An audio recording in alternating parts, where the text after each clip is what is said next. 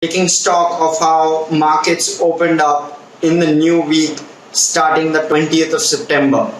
Now, US markets as well as global markets were in the red starting on Monday. In the US, all three benchmark indices were down over almost 3% at their peak of the bottom. The Dow tumbled over 950 points at its lowest point in a Monday that was an absolute rout. And on the eve of the Federal Reserve meeting, which is to commence on Tuesday, the Dow managed to close down around 614 points, or around 1/3 of a percent down. So while it was almost 3% down at its peak, it closed a little over 1/3 of a percent down. The S&P 500 also ended around 1.7% down. The Nasdaq too was down around 2/1/5 of a percent, around 2.2% down, down for a second consecutive day in a row for the Nasdaq. Moving on to Europe, European markets too sank. The biggest loser in the European markets on average were the banking stocks, which were down over 4%. Huge surprise, worst session in the year for banks in the year 2021. The DAX was down around 2/1/3 of a percent, huge decline for the DAX. The FTSE 100 was also down around 9/10 of a percent. The CAC 40 was down 1/3 of a percent, and the Stock 600 was down 1/2 of a percent as well. Moving to Asia, major Asian indices were closed on holiday on Monday.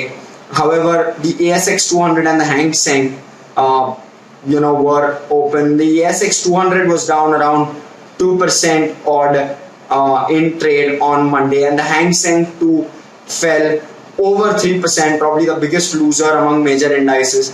The Hang Seng was down 3/1/3 of a percent as shares of the real estate player Evergrande lost over 10% of its value given solvency concerns. A lot of the global carnage over Monday was due to Evergrande's solvency concerns. The Nikkei is down in early trade today morning around 1/2 of a percent. The ASX 200 too down 0.1% in early trade today morning. The SGX Nifty futures closed lower by around 1/3 of a percent yesterday, but is up in early trade, so positive signs for today. It's up around 1/4 of a percent in early trade today morning. Moving on to commodities and metals, the London Metal Index closed down around 2.1% in trade yesterday. So commodities continue their slide.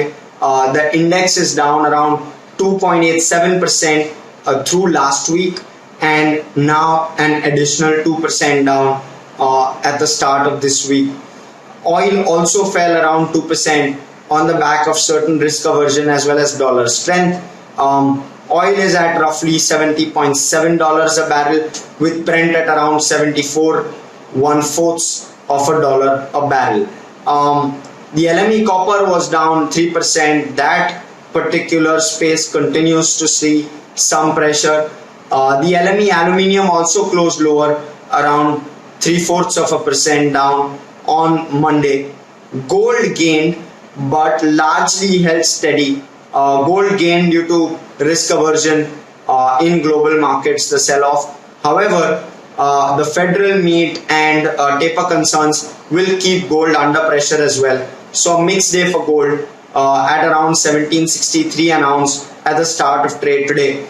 The dollar index gained around 9 basis points yesterday and was down around 5 basis points in early trade today, reversing some of yesterday's gains.